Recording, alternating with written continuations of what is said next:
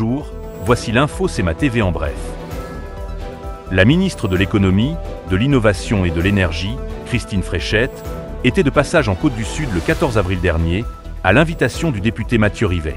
Cette journée terrain visait à échanger directement avec les entreprises locales sur les enjeux économiques actuels, notamment les inquiétudes croissantes liées aux tarifs douaniers imposés par l'administration américaine.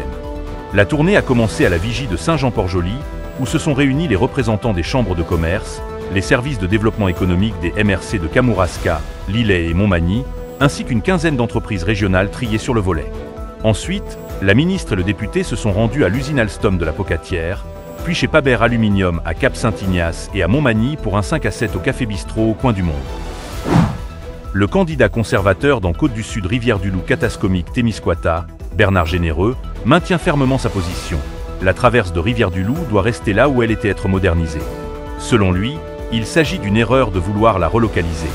Depuis plus de 2 ans, M. Généreux répète qu'il existe des solutions simples, concrètes et bien moins coûteuses pour améliorer la traverse, sans changer son emplacement. La commission des débats des chefs a annoncé qu'elle excluait Jonathan Pedneau, le co-chef du Parti vert du Canada des débats, qui doivent se tenir en français ce soir et en anglais demain. Dans un communiqué émis aujourd'hui 16 avril, la commission indique que le parti ne respecte plus les critères de participation, ayant réduit le nombre de candidats présents dans l'élection pour des raisons stratégiques. Au sport, soirée décisive pour le Canadien de Montréal, qui cogne à la porte des séries de fin de saison.